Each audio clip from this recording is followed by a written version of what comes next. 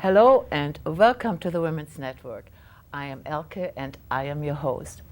I want to invite you to a wonderful show today. We are going to fly high, literally.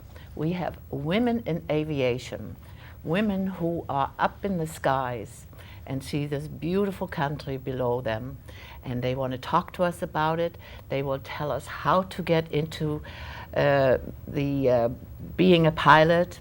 They will talk about career issues. They will talk about their wonderful experiences, etc., etc. There is so much to it because I've had the chance to talk to them already, and there is so much. So without further ado, let's go right into it, and let me invite you to my wonderful guests. First, I have Claire Walters, who has been a pilot and an instructor for many years, and she can really fill us in about women in aviation. Claire, it's so nice to have you. If you don't mind, tell the audience just a little bit about yourself. Well, I'm 82 now, and I wish I could start over again because it would be nice to just do it all over again. I had so much fun. I had my first flying lesson when I was 17. However, that's not when I decided to learn to fly. I decided when I fell out of my crib on my head that I'd better take some flying lessons. I have always wanted to learn to fly, so it was just a matter of getting old enough and having enough money to do it. And well, I think you can, you have a lot to tell us. Okay, my next guest is Sharon Crawford, who has been a pilot and a captain for the commercial airlines. Sharon, so nice to have you here. Thank you. Why don't you tell the audience a little bit about your background?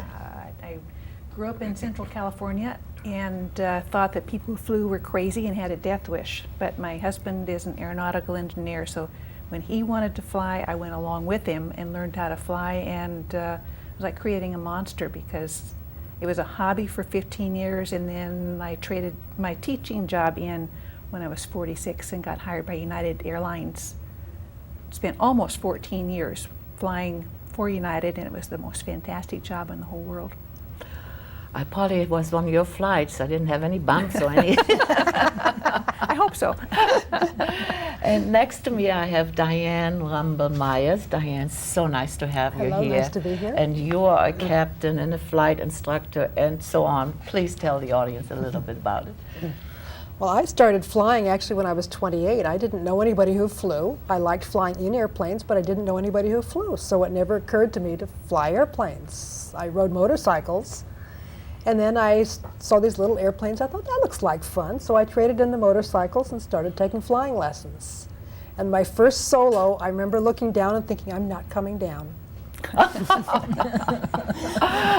That's great. Well, you could have stayed with motorcycles. I would have ridden along. But up in the air, I'm sure it's so much more interesting, it's even gorgeous. though it's fun on so a motorcycle. Beautiful. It's so beautiful. And last but certainly not least, Luana Davis. Luana, so good to have you here. You came a long way. So tell the audience a little bit about yourself. Well, thank you so much. It's a pleasure to be here. I started flying when I was 11. My father's retired from Pan American World Airways. So I've been flying for a little while, and I had the privilege of being with Federal Express for 25 years. 19 of those years I flew as captain. And during that period of time was the first woman in the world to fly the MD-11 as a captain. Well, the MD-11 doesn't mean anything to me, but I hope to our audience or people who have knowledge about planes, it means a great deal. You said you started flying at 11. I heard about young women starting to fly. I mean, 11 years old. You weren't even able to, I mean, what grade is it? Like 5th grade or something like that? Just about.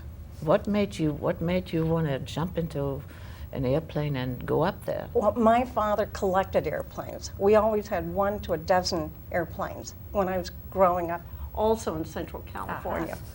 And from a very early age, I wanted to fly. But of course, I learned and gained the passion and love for flying from my father. Right, being and the around, excitement. right, being around airplanes and being around the environment, I think, really gets you going. And there is something special about airplanes. I mean, in my case, I just go to the airport and take a flight, but I get very excited for some reason. There's something about airplanes or airports or whatever it is. And Claire fell out of her crib, she said, on her head and started to fly. Give us a little background on that. Well, I was born wanting to fly. It was just a matter of getting the money together and doing it. And when I was in high school, I was called into the vice principal's office, and she says, "Why are you taking mathematics and physics?" And I said, "Well, because I'm going to be a pilot, and I think I need those things." And she said, "Well, you can't be a pilot." And I said, "Why not?" And she said, "You have to have money to be a pilot." She says, "I know Helen O'Donnell, and she's married to an oil man, and she says you have to have money." I said, "Oh, really?" I said, I believe that if you want to do something badly enough and you're willing to work for it, then you can do that." So I did. And my twin sister and I both started learning to fly as soon as we were 17. We worked at night at Hunt's Cannery, which was right off the end of Fullerton Airport, and we made 35 cents an hour. So we'd have to work 10 hours to get $3.50, and that would buy us a half-hour flying time. You did want to fly. You really had it in your veins at that time, like you. God, Sharon, I understand you brought some pictures of your Yes. flying time. Just a little bit of the background, and Claire does still do, right? The Palms to Pines Air Race from Santa Monica to Oregon, and I flew that several times before I started with United. And I did bring a picture of my daughter and myself. She was my navigator, and we won that race. Oh, It was my God. an exciting. Does your daughter fly? No, she went through solo when she was in high school and decided that she would rather do scuba diving or chase boys. And I think she was successful on both of those. But our son took some lessons also, but he didn't like feeling like a fool on the radio. So neither of our children fly, but they'll fly along with us. Oh, that's nice. Right. That's nice. Well, if we can get the pictures, Okay. Sharon's pictures, that would be, and you can maybe, there you Okay, go. there's my whole family that came on my last flight from United, and the 4 grandchildren. The oldest one is now 6 and a half. The youngest one sitting on my lap is going to be 4 in a month. That's my daughter, as we took our picture for the Palms to Pines Air Race in, I think it's 1985, again before United. Didn't want to do any racing when I was with United because I was afraid of having a little incident or whatever, but this is the formal picture I took of, or had taken of myself with my United uniform. Great. There you are in your full attire. Oh, I forgot, And I was when gonna say when I- I'm at the airport, I count Right. those stripes. I got hired when I was 46 at United, changed careers at 46, and I'd like to tell ladies, you don't have to, you can change your careers. I was a high school math teacher before and got hired by United, and glad every day that I did get hired by United. That's unbelievable. That's incredible. Because I was talking to Claire about the age limits, pros and cons earlier. But also, I know you all belong to a club called the 99ers. And you gave me a magazine earlier. Talk about the 99ers. What is that all? The 99s, 99s. the International Organization of Women Pilots, started in 1929, and there were 99 members. That makes sense. And Amelia Earhart, of course, is the most famous member. Yeah. It's an international organization all over the world. Last summer there was a convention in New Zealand. My God. So we travel around the world to meet other women who fly. Most of the women are not airline pilots.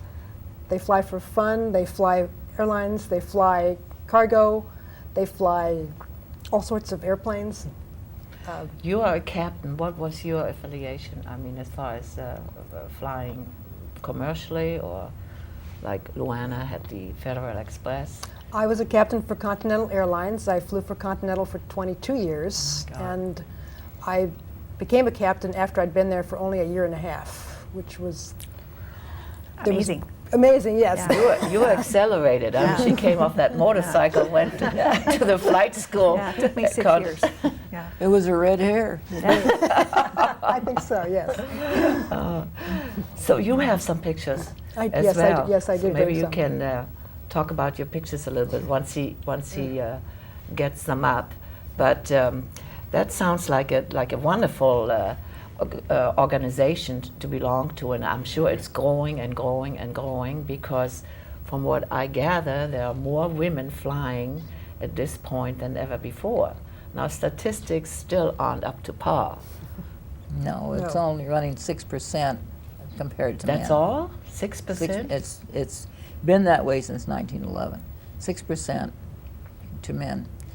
And that's why I'd like to see as many women be urged to fly, to learn to fly. There we are. Oh, wow, that's a hot picture. I also flew in the Palms to Pines, which Claire operated, and that airplane was a seaplane. This picture, I'm standing in the engine of a 777 airplane that I flew. That's scary. I hope he's not going to. That's cute. That's wonderful. My captain had in front of the 777. That's great.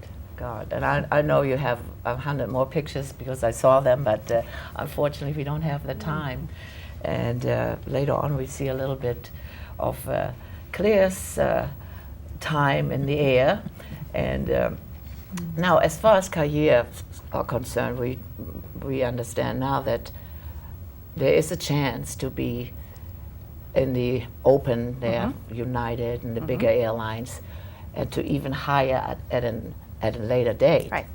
Now, it wasn't always that way, so I'm happy to see that.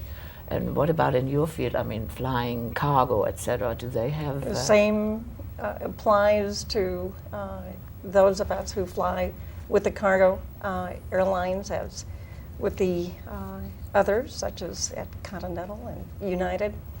The criteria is the same for acceptance. Yes. And of course, the same factors apply to us as far as age and gender and excelling and satisfying all the requirements. And actually, I believe it's documented that the women have actually had to excel consistently higher. That's pretty much in every field. We always have to prove.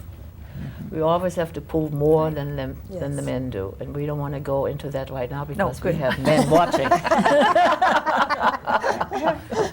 Just say it was difficult. Right. Yeah. Now, as far as let's say I want to become a pilot, pilot. Is there a lot that would prevent me from it? I mean, as far as health, and you have to be in pretty good shape, and not everybody can jump into it, right? I mean, That's pretty much it. You can fly as a handicapped person.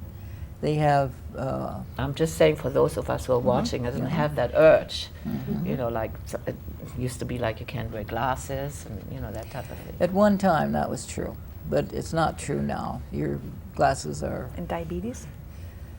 diabetes would be a problem. Anything that might cause you to Could black become out. debilitated, Yeah. suddenly or something would not be really good. Those people still fly, but they're smart. Most of them are smart enough. I don't know about the men, but the girls are smart enough to have somebody fly with them that Yeah. has a pilot's license and can help Yeah. if something goes wrong. I used to do that for a lady that who's 10 years older than I am. Passed away a couple of years ago, but I would fly with her, even though at any time she might pass out. She never did, but I knew that I could Right. handle the airplane. Right. I knew what, because I'd taught so many thousands of people to fly, and some of them I had How problems many did you? with. How many did you? Oh, I really don't know. A lot. A lot. Thousands. thousands. That's almost unbelievable. And you're all flight instructors. Yes, yes. Ooh, well, now I know where to go to. Right. Well, we have a few pictures of Claire, and if we are ready, maybe Claire can give us a little bit of an input as to where she is. That's the book you wrote. That's the book, and you're cutting my head off. Yes, we discussed that. We'll get you back later. That's my twin sister and me when we were 17. She also has a pilot's license. This is in Tulsa, Oklahoma, and I've gone up in the tower to find out what's going on.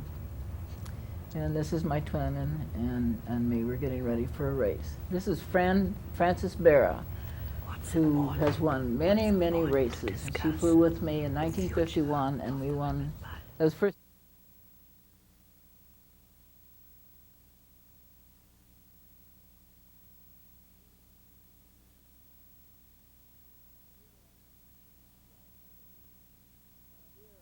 We did not fly that airplane.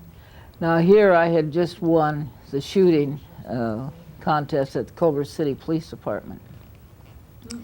This picture shows us in Nicaragua. That's President Somoza on the left and Shirley Tanner on the right with me. We flew to Nicaragua in an air race called the Angel Derby. That was in 1971. And I presented an award to the ROTC. I was invited to the dinner. And this is an ejection seat from a T-33 jet trainer in which I got to go for a flight in Maxwell Air Force Base in Montgomery, Alabama. And they had one airplane that was available that had all the instruments working and everything, and one colonel who was checked out in it. This is an airplane I had, 182. The throttle component came apart at 500 feet. They were doing some real estate flying and landed on the freeway, and then I later took it off an early morning when no cops were around. This is Elizabeth Dinan and me. We have just completed a flight to Baja. We raced to Baja. And this is my flight school, Santa Monica Airport. And this is Playgirl magazine. Well, they asked me if I would be photographed for it, and I said, sure. They shot me from behind, flying an airplane around the traffic pattern. So I like to tease my friends with my role at Playgirl magazine. That's the airplane my twin and I flew in the 1948 Powder Puff Derby. And that's my friend Ricky Barton, who flew with me in several races, and that's Shirley Tanner, whom we lost Shirley earlier this year. That's Carol Lund, and we flew in a number of air races together. And that's a bunch of gals that I taught to fly, and a wonderful bunch of ladies. We had 8 or 10, and that's me in the cockpit of a Tim, which was a open cockpit, obviously, aircraft. And that, I don't know anything about that. Well, you had some career, I must say. Wonderful, wonderful. So I know we can go on for days. And I think you need to write a few more books. But since we don't have that much more time, we want to talk about advancing the pilots for tomorrow. What do we have to say about that? I mean, the programs that we have going right now, especially for women. The 99s are very encouraging to future women pilots. We have a Future Women Pilots program to encourage young women to fly, young women and women of all ages to fly. And there are scholarships available through the 99s, and also is it Women in Aviation has a big education and scholarship program available also. And I also see that you are also now, instead of walking, you're flying for breast cancer and various causes. Because I'm a runner, I'm a walker. So it's good to know that we have you women up there and doing the same great work for for all these great causes. Well, I'm just looking at this. What about the space program, Women in Space? Now, I know there was a program many years ago called the Mercury 13, which was scrapped. So maybe Claire can, or you can. Well, that was started by Jackie Cochran, had a medical place, and she had a contract to see if women could become astronauts. The program was not to make women astronauts. The men were not going to give that up. And they had everybody learn to fly jets and so on before they could even think about being in the program. So it was not to make women astronauts. It was just to prove that they could medically do that. And I don't know why they had to bother, because after all, a lot of us had walked across the western deserts behind covered wagons, firing at Indians chasing us, and I don't know what else we had to do to prove that we could do it. Well, here we go again, but we don't want to go any further. Okay. Yeah, well, now these women, were they told at the beginning that they were the first women who had a chance to go into space, or was it all No, they false never were, pretense, they more or were less? never going to go into space, and they were told that. They knew that. There's a couple out there that will tell you that they were going to be the first in space, and they had got a rotten deal, but it's not true. Okay. So when the program started up again, what happened to these women that have already taken the training? I mean, were they now eligible to go have no like idea. Sally Ride, or? No, because they're too old now. Anyway. Well, was yeah, a long at this time point, ago. probably. That was a because long of- time ago. of- I turned down the opportunity to go into that program. I was put in for it by a very fabulous gal, very famous. But I turned it down because I heard about all the things they had to do, and I didn't want to go through all that torture. That was not my thing. Okay. Yeah, well, it takes, I guess, there again, It it was takes very a certain torturous. person to go that far. For right now, I'm just happy that you were all there, and I felt pretty safe up in the skies. Good. And I like to hear more about, we talked earlier, what's going on below me, like the beautiful countryside, like Mount Rainier, the beautiful picture here. Like you said, you see it all up front. We see it now on the left, you see, and on the right, you see. I'm just kidding, but anyway. I have something here saying future women pilot programs. What do we have there? I mean, do we have anything special, especially concerning women? Well, these are mostly they're student pilots, and they're pre-private pilots. So we invite them. We always do this anyway. I don't know why they had to put a name on it, because we would always invite women who were learning to fly to our meetings. And as soon as they get their private license, why, we'd give them an application to join. But they call them future women pilots, and they're technically they belong to the organization at Right. a lesser fee, and then when they Yeah. get a private license, why they don't. Okay, we have about 3 minutes, and I would like for those of you who have something to say to our audience, some words of encouragement. Let's say I'm sitting out there, and all this time I wanted to fly, which is really the truth, but never got to it. I stayed with the motorcycle. Anyway, so if we have something very brief, like 30 seconds worth, 20 Sure. seconds worth. I'm just glad that I was able to fly privately and also for United, because it's a feeling of exhilaration and achievement that I can do that, and I'm good at it. That's So achievement, if you all right. like it, do it. And early in my years, I went to the 99s.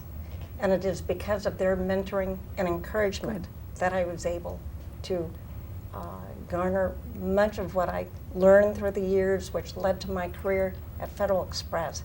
So I'm forever grateful to this wonderful organization, of which we're all members and have been members for a number of years. Ah, that is so Yes. great. It must be a wonderful organization. I have to tap into it a little more. Do you have anything for our audience? When the first meeting I went to for the 99s, I met women who weren't talking about bathroom wallpaper and babies, and they were talking about flying, which I was need my to join passion. that group. I need to join that group. or what did we eat last night, and I want to lose weight. Claire, do you have some?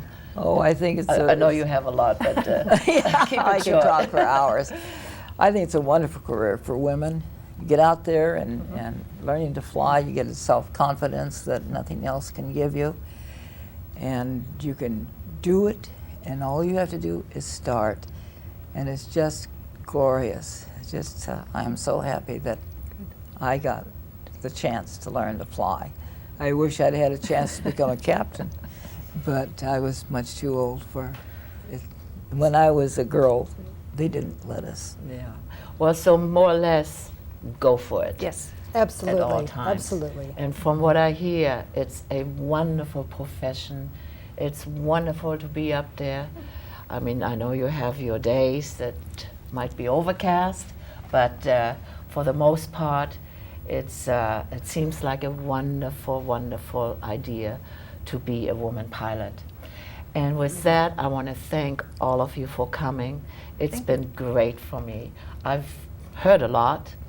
I learned a lot, and if it's not too late, I read the booklet. And to my audience, thank you so much for joining me today. I hope you had a great time, because I certainly did. And like I said, I learned a lot. And I want to thank all of my women pilots, captains, aviators. Thank you so much, Sharon, Luana, Diane, and Claire. And Claire was so influential of getting all of you Yes. together. So Yes. Thank you, again, Claire. it was wonderful. Thank you, and Thank you. I hope I have Thank you. again, because there's so much more. I have a list here that I haven't been able to finish. So, but until then, to my audience again, thank you so much, and please join me again with another great topic very soon. And if you want to know more about our women in aviation, please call the number at the end of the credits, and I will tell you all about it. And join us again. Bye-bye.